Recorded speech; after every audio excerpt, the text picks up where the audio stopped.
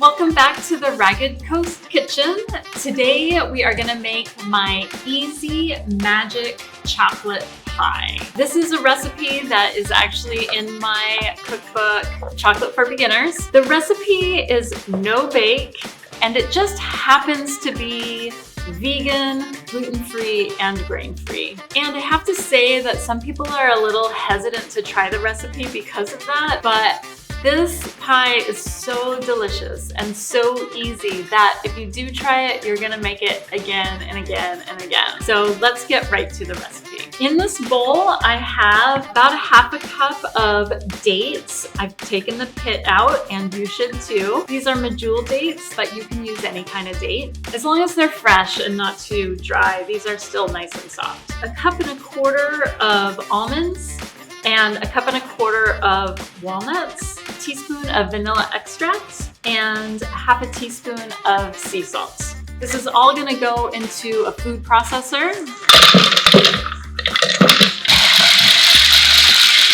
Okay, you're gonna process that until the ingredients come together in kind of a really coarse sand texture, and when you press on it, it sticks together. That's exactly what you're looking for. And this makes a lot of product. This is gonna be the crust of our chocolate pie, and it may be a little too much for your pie pan, depending on whether you're using a shallow pie pan or a deep dish. You can use either. If you don't use all the crust, that's fine, because we do something else really delicious with it that I'll show you a little later on.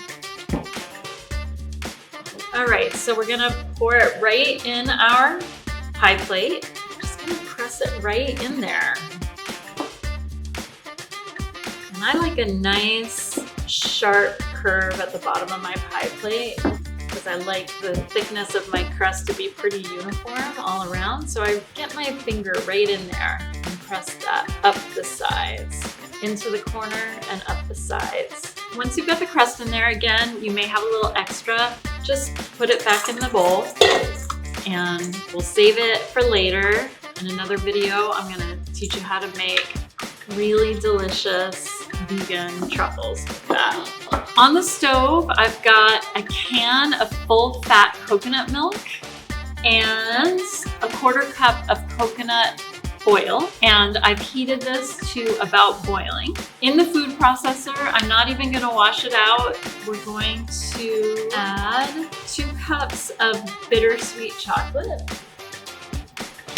This has enough sugar in it at 71% cacao content to sweeten the pie for me. If you like things a little sweeter, you might choose a different chocolate that's less bitter, or add a little bit of sweetener, such as maple syrup or honey.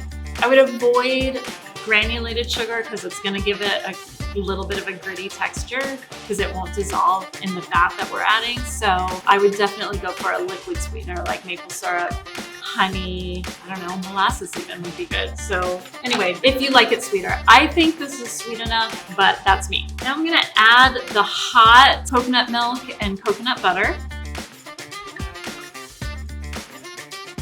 And again, this should be at boiling or close to boiling because we're depending on the heat of the coconut milk to melt all of that chocolate. We're gonna let that sit for about a minute. We're letting the heat from the coconut milk do most of the work for us. The blending in the food processor is just to give it a really smooth, homogeneous, and emulsified texture. This, as you can see, has the consistency of kind of a loose pudding, and we're gonna empty that right into the crust. I think this dessert is a great alternative to the traditional desserts at Thanksgiving. So let's say you don't like pumpkin pie. There are people like that out there. I am one of them. I really don't like pumpkin pie. I love the flavor. I don't know what it is. It might be the texture. It just kind of seems like curdled custard most of the time. So I am you know, kind of bummed out when there's just pumpkin pie at Thanksgiving. If I'm asked to bring something, I will bring a non-traditional pie, something like this chocolate pie, which is universally appealing, and chocolate is severely underrepresented at Thanksgiving. So, magic chocolate pie, super easy. Also, if your friend invites you to a dinner party at the last minute and says, oh, by the way, can you bring a gluten-free, vegan, grain-free dessert?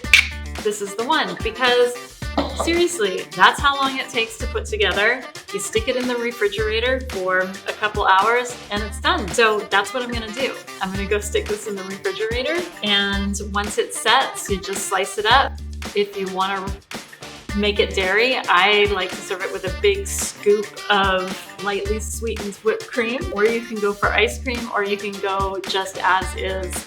You guys are gonna love this pie. It is so delicious and so easy. If you made this recipe and you like it, I'd love to hear your comments down below. If you have questions about the recipe, also write them in the comments below. If you liked this video, give us a thumbs up. And if you want to see more content like this, subscribe to our channel. That's it. Saying goodbye from the Ragged Coast Kitchen until next time.